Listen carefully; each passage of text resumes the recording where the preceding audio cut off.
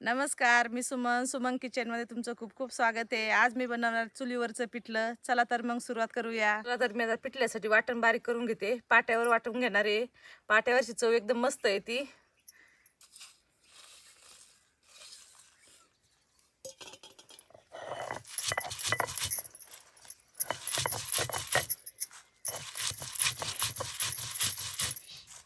मी लय दिवसांनी पाट्यावर वाटून राहिलेली आहे, कारण मीच खरंच वाटते, पण पाट्यावरची चव एकदम मस्त आहे म्हणून पाट्यावर वाटते। जास्त बारीक करून घ्यायचं नाही, कमीच बारीक करायचं आहे।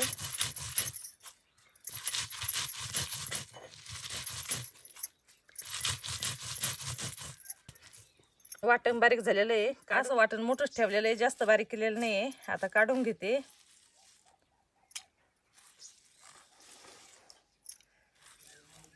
चला आता चुलीवर कढई मांडू। चुलीला जाळ एकदम मस्त लावलेलं आहे। आता चुलीवर कढई मांडते। कढई गरम होऊन देऊ। कढई गरम झालेली आहे। कढईमध्ये थोडंसं तेल टाकते।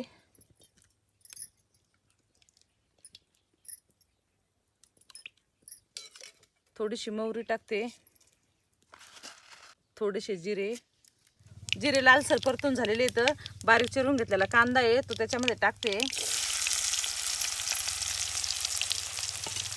कांदा लालसर मस्त परतून घ्यायचा आहे।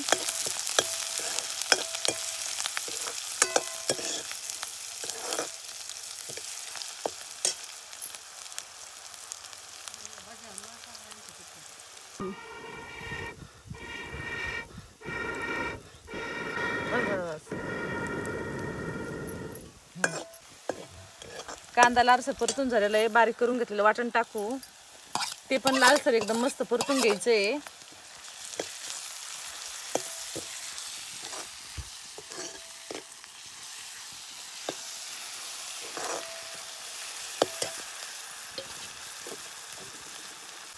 थोडीशी कोथिंबीर टाकून घेऊ।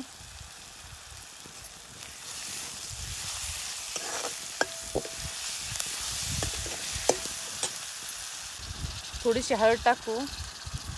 आता हे सगळं मिक्स करून घेऊ।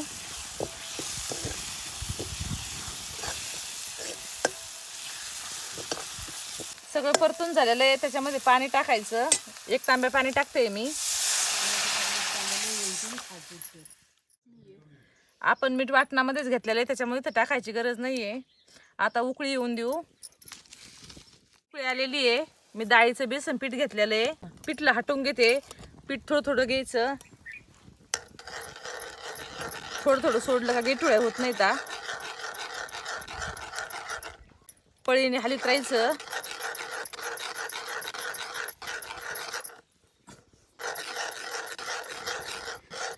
पीठ कालून पिठले केलेले चांगलं लागत नाही, हे हटून एकदम मस्त लागतं।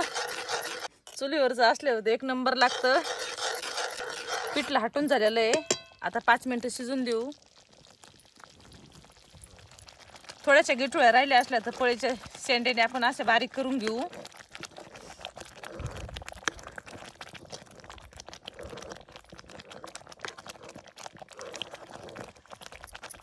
बारीक करून झालेले आहेत। आता 5 मिनिटं मस्त पिठलं शिजून देऊ। 5 मिनिटं झालेले तर आपण पिठलं खाली उतरून घेऊ। आपलं झणझणीत पिठलं तयार झालेलं आहे। आता भाकरी करून घेऊ। आता मस्त बाजरीच्या पिठाच्या भाकरी करून घेते।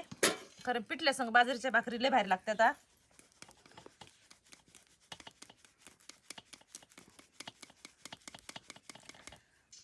चुलीवरची भाकरी काय सगळ्यांनाच भेटत नाहीत। आम्ही गावाकडे आले करीत असतो।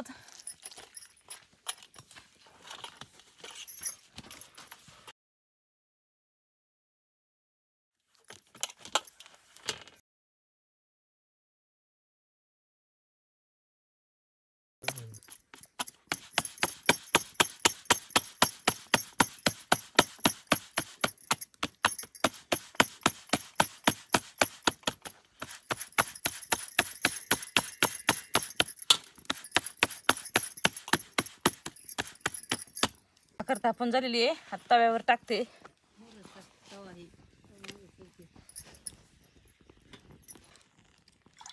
भाकरीला वरून पाणी लावून घेते।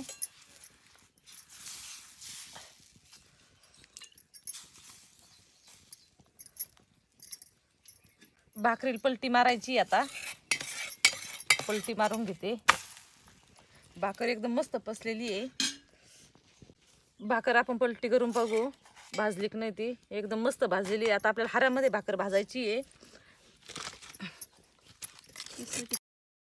त्यासाठी चुलीतून आपण हार बाहेर काढू.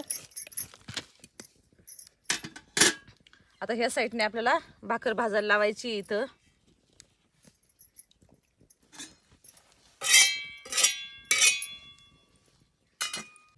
ही भाकर भाजूच तर मी थापून घेते.